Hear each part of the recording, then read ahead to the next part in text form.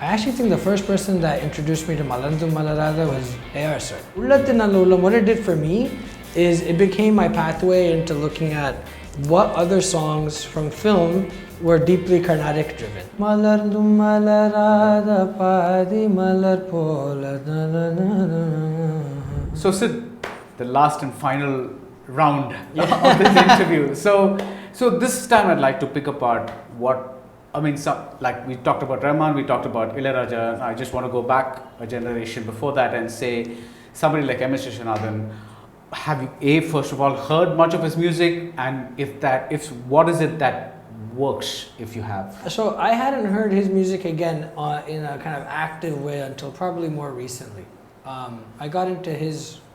really got into his music even later than I got into Raja sir's music, for example, because it's even further back in terms of my aesthetic palette and whatnot. But his music was something that was also around me in some way, shape, or form when I was much younger. Like I said, my grandfather was a composer, arranger, also a Carnatic musician, probably from around the same time. It was more of like the I'd catch like glimpses of his music, but I would never really listened. But then more recently, maybe in the last 2 to 3 years, my mom would start just like sending me like clips and stuff that she really loved. I actually think the first person that introduced me to Malarnthum Malaratha, which was one of the initial songs of MSV sir's that I knew was ARR sir. Okay. Yeah, I was in the studio with him and I don't know how it came up, but he brought that song up and he sang that song too. He didn't sing it, but he mentioned it and he might have just like played it on YouTube or something like that. And I think with any one of these composers that we've talked about, the first thing that always captures me on a visceral level is the emotional tug. And that song definitely did that. The way the melody moves, again, the way the background score kind of keeps everything going. But the one song that allowed me to deep dive into MSV sir's music was Ullathil Nalla Ullam. Oh, right. Yeah, and I think both the scene from that film, the background music, my mom was the one that first kind of like pointed out, and then later it really registered, but the way the Veena is used, and maybe we'll just listen to it. Right. Yeah. And the way Sirgari Govindarajan has sung it was just... And those voices, I think that's another thing. The throw of it, you know, it's just big and it captures you, so...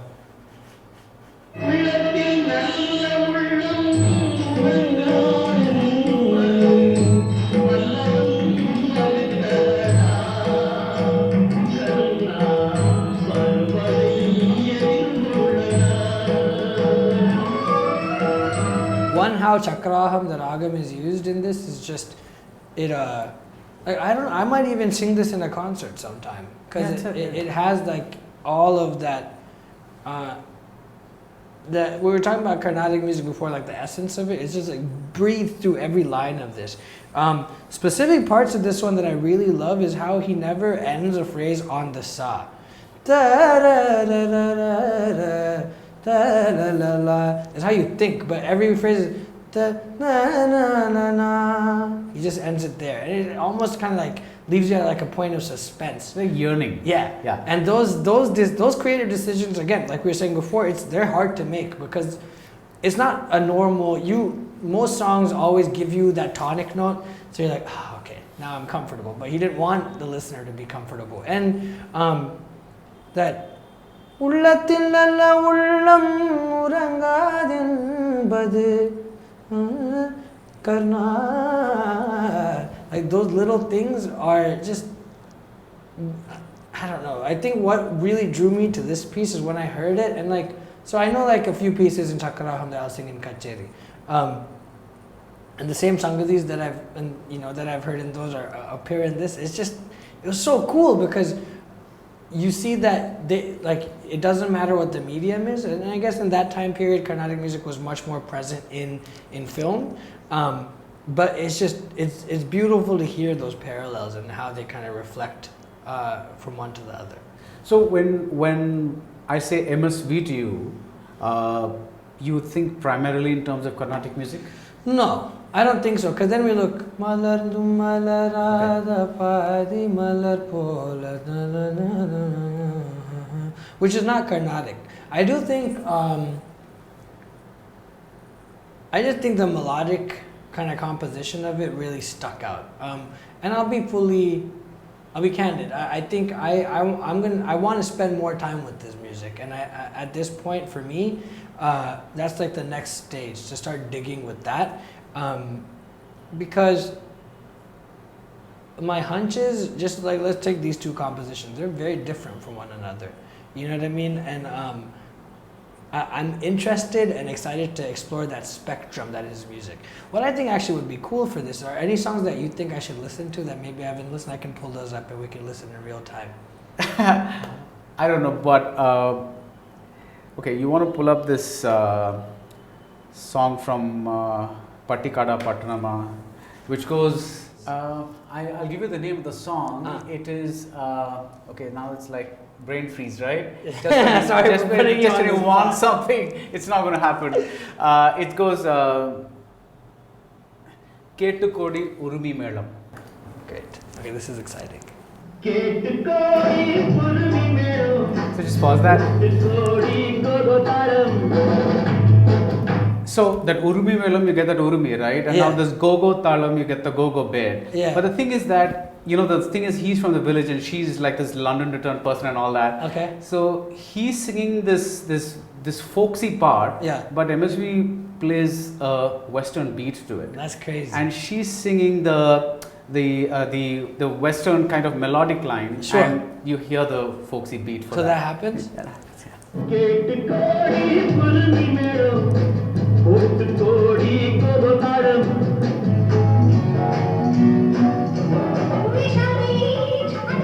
Oh wow. So it is one of the many crazy things. That's wildly innovative. That's incredible. Yeah. So yeah, I think what now from listening to this, it seems like there's like a really large spectrum. Yeah. So there is a spectrum, but this is about you. So you tell me, like you had another song in mind, right? Well, I had some songs that were not MSV Sir songs, but there's one song, Interpoi Narevare, from this is from Sampurna Ramayana. Yeah, I think that's KV Mahadev. KV Mahadev. Yeah. So I guess what Ullathil Nalla Ullam, what it did for me is it became my pathway into looking at what other songs from film were deeply Carnatic driven. Because again, that's been my framework and my foundation. And it was interesting because, you know, we've come to understand Carnatic music as a specific aesthetic, especially in this day and age. But to see how these vocalists treated these pieces from films that were Carnatic in maybe not the structuring of the song, but in every other aesthetic decision sense, how their voice is really through. I have like I sing open throated, I don't really have a quiet voice. So it was a very kind of eye-opening thing for me to hear these voices. Like, I think Interpoi Narevare is C.S. Jayaraman singing. And the throw in it, it's just big. Or you look at Tyagaraja Bhagavatar. A lot of these like... K.B. Sundaram. Sure. Yeah. And can I sing a little bit of Interpoi Yeah, please. Narevare? Yeah, it's one of my favorite songs. Yeah, please, yeah.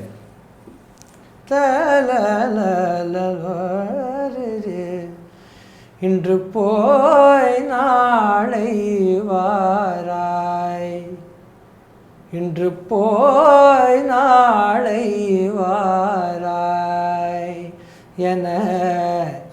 என்னை ஒரு மனிதனும் புகழுவதோ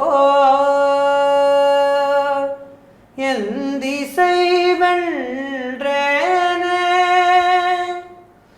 அன்று இன்னிசை பொழுதுனை கண்டேனே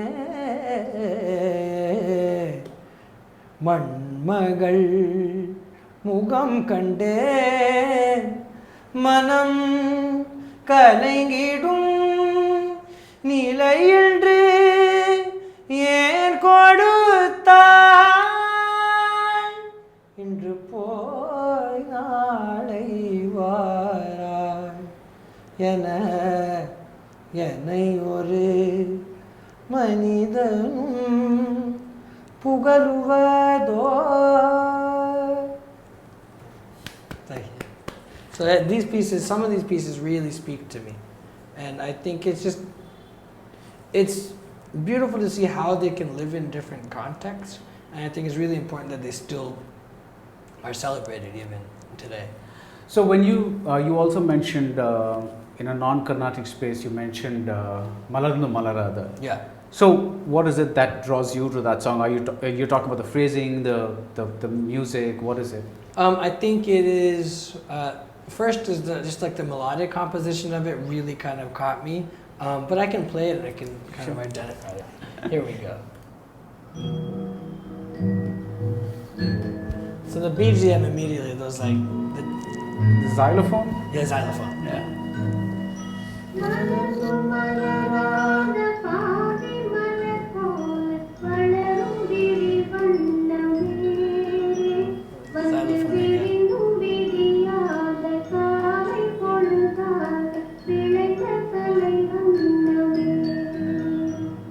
I think a big thing for this, especially now I'm listening to it again, is the simplicity of the melody. It is, I think, until until that point, there's absolutely no embellishment. It's just straight melody, and melody just really kind of kept simple. I think songs that stand alone like that don't need much else, and there's not really much going on in terms of the orchestration at that point. It just allows the melody to do all the talking for you. That's a big thing. And then when you do that little bit, it's like it really kind of pulls you in, because up until that point there's been nothing else. Right. So that. And another thing I just want to say is what I really like about this MSV songs is that you have 4 lines and each of them will be in a different tune differently. Sure. So it's not repeating 2 lines and then the next 2 would be 2 lines. So for the same musical acreage, you just get so much more. Yeah, for sure. Yeah.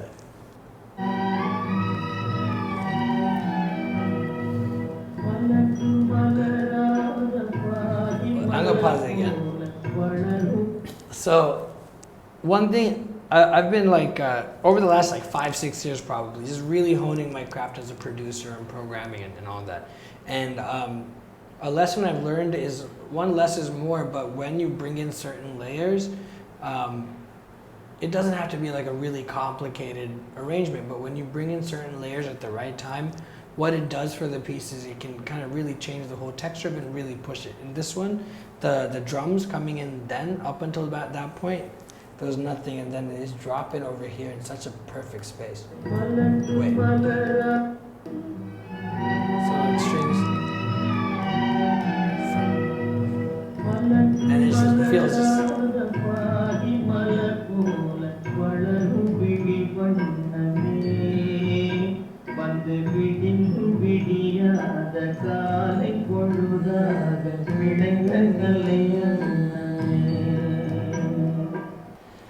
This one hits. It's just a very emotional piece. Before I really kind of got into this piece, or before I got a more mature era, I would say I always thought that emotion in music had to be very obvious, and it had to kind of like hit you across the face almost to make you really feel something. But I think this song is just. This is so subtle, and there's so much restraint in it. At no point it's just kind of like riding in this space. So then when you get to the, it feels like a gush of emotions at that point. And there's not even that much going on when that Charanam happens. It's not like the big, like loud stuff. It's so subtle, and I think that's some of the hardest things to do in music, is to be able to maintain that level of restraint. And still hold the attention of the listener, and deliver whatever the emotion, like potently, you know. And it's even now, it's just got me feeling a certain way. It's crazy. Yeah.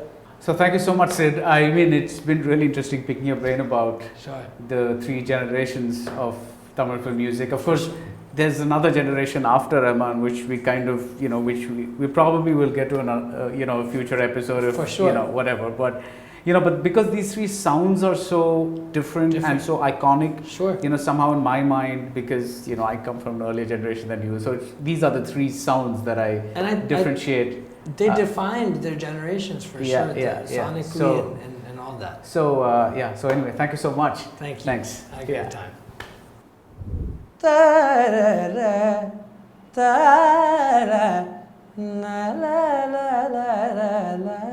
Film Companion South.